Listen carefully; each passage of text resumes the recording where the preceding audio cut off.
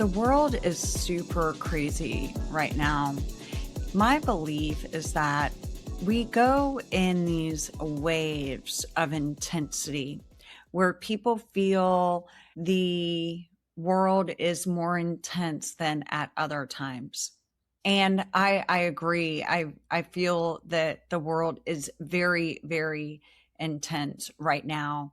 I pose the idea that this is the best way. And I'm going to tell you, I don't want to say fight the resistance or fight the darkness, but that's what's coming to me. Fight the darkness. And I'm going to share it with you.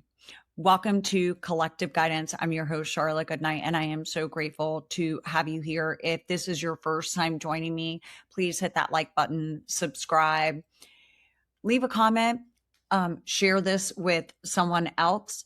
And today's episode is going to be a quick episode. Truthfully, when I was talking to my producer, I said, actually, I'm not going to do an episode this week or next week because I have so much going on right now. My beautiful son, my middle son, is graduating from high school. And I am trying to be fully present in every moment with him. This is going to be a quick episode today, and I'm grateful that you're here with me. So I'm going to bring it back to the beginning. What has been coming to me lately a lot, I have been thinking about this a lot. What is the best way to diminish the amount of darkness that we are experiencing in this human experience during this moment? I have found the best way to do that is a 3-letter word, joy, Joy. I believe that when we can focus our attention on joy instead of everything that is going in the outside world, we are going against the darkness and we are adding cracks into that darkness that let light shine through. Now, I am not saying that we need to put our head down and act like nothing is happening. That is not what I'm saying. I am saying we do need to be aware. We need to be aware of everything that is happening. And in that awareness, we need to also come back to joy in our life, sharing love and kindness with people that we come in contact with, the remembrance that we are all in this human experience together and no one is going to get it right all the time. So giving that grace to other people. And I find that when me personally, I do this, it allows this human experience to be just a little bit more comfortable. It keeps me away from the fear that is constantly out there. Another thing that I have been doing that has really been going against the darkness, right? I call it the darkness. We're going through a darkness period. I feel like that we have to make cracks in that darkness. And another way that I am doing that is through creating. And I was having a conversation with my sister the other day, and she said, "You're so creative. That's amazing that you're doing that." And I said, "Well, everyone is creative." She said, "I'm not creative." And I know that we have a tendency sometimes to think that we're not creative, but I promise you, everyone has creativity. I used to think that I was not creative as well. And now I know that I'm creative. Back in 2022, 2023, this is before I really knew that I was going to do this, right? This whole podcast thing. I wrote a chapter in a book and it showed me that I am creative. I remembered through writing that book that I was a really good writer in high school and in college, and I really enjoyed writing. And writing is a form of creativity because we are using our words to express. So I would like to invite you to explore something that when you were in high school, you enjoyed. What was it? Was it pottery? I know my kids have taken pottery classes. Was it music? Did you play an instrument? If so, maybe you pick up that instrument again. Were you an excellent writer? Did you enjoy writing? And if so, implement a 5-minute writing practice each day. When we bring creativity back into our lives and we get into that creative zone, we are going against the darkness because creativity, I believe, is a download from source, from spirit. We are being downloaded from spirit.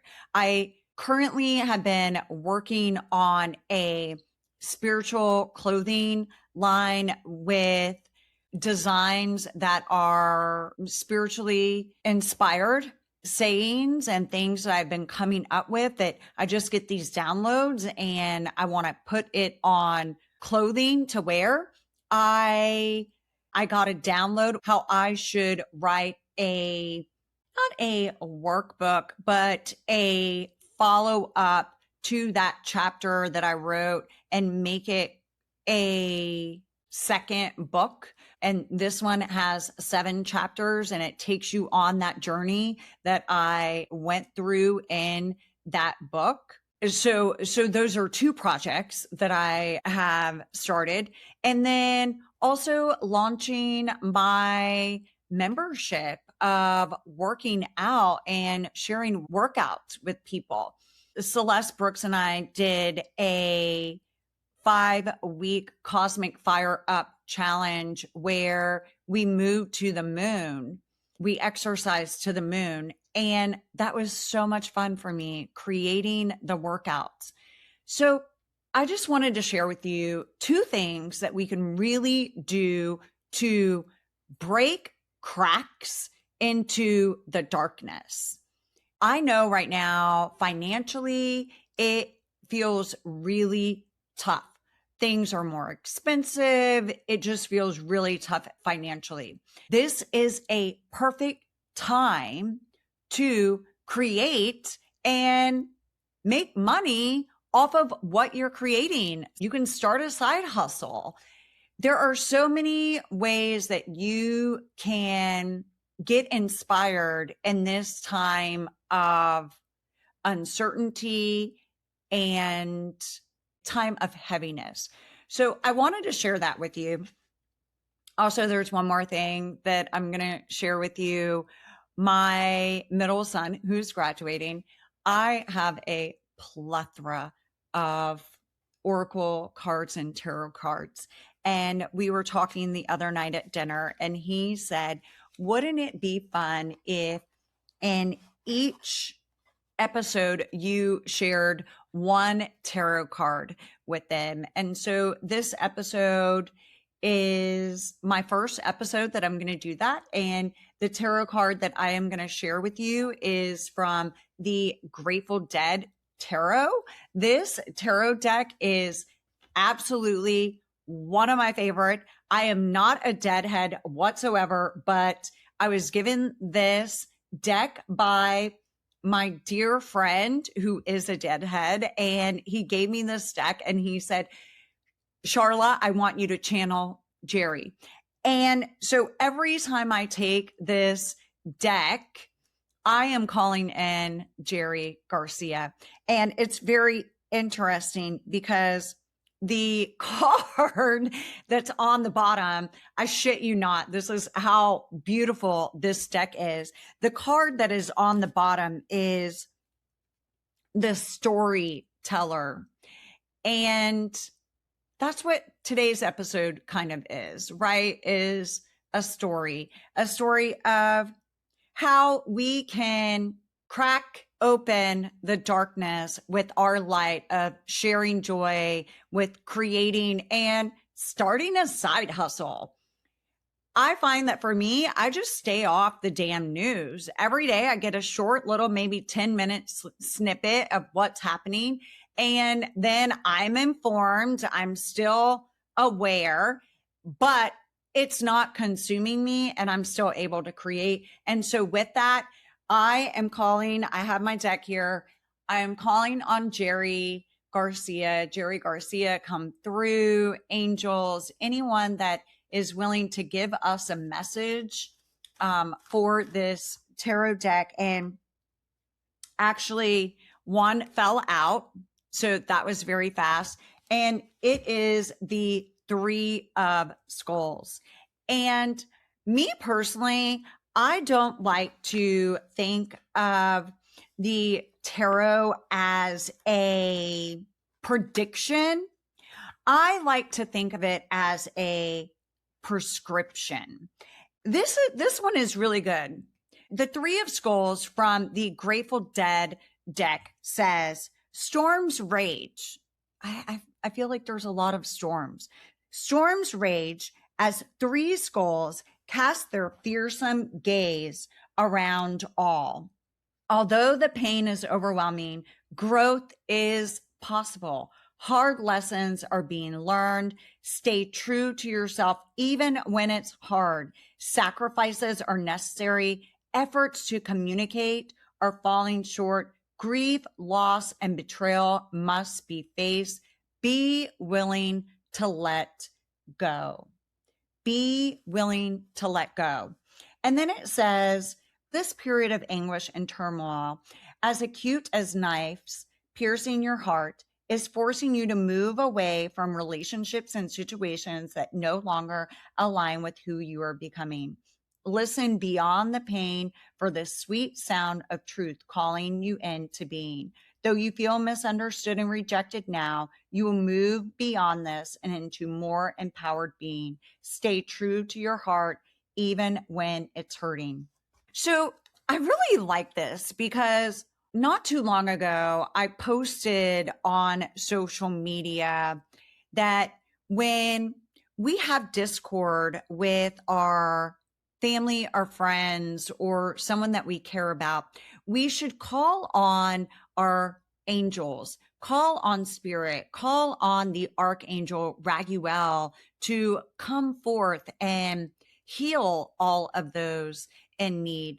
And someone reached out to me and said, Charla, thank you so much. I have had a issue with my sister and she's mad at me.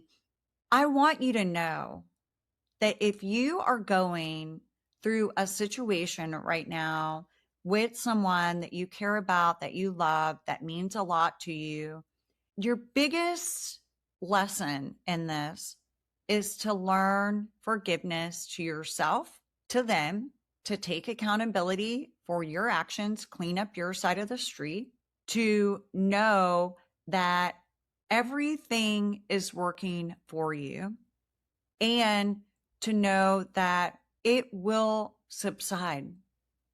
The heartache will subside. Your job is forgiveness to yourself and forgiveness to others. I say this because this is another theme that's been coming to me lately is, how do I want to feel when I cross over? Do I want to look back at my life and know that I cleaned up my side of the street on all my shit, all my humanness? I cleaned up my side of the street. Or do I want to look back and say, damn, my ego was so strong that I didn't clean up my side of the street. I didn't course correct. And I don't want that. When I cross over, I want to know that I cleaned up my side of the street, that I made right my mistakes, because I'm not going to get it right all the time. I'm not. I'm human. And the person that is co-creating whatever situation you're in is human too. So for you to think that they're only responsible for the shit that happened. Wow, your ego's really big. You need to let that shit go, because when you cross over, you're going to look back and be like, why did I do that? Like, why? Why? And so I'm going to leave you with this. In life, we're going to have heartache. It's part of the human experience. And the soul knows the truth. Only love is real.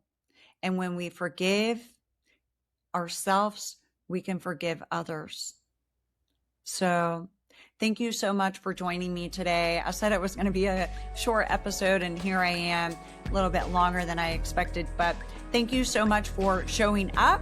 Thank you for being here. If you like this episode, hit the like button, subscribe, leave a comment, send me a question that you want answered, and I'm grateful for you. Thank you so much.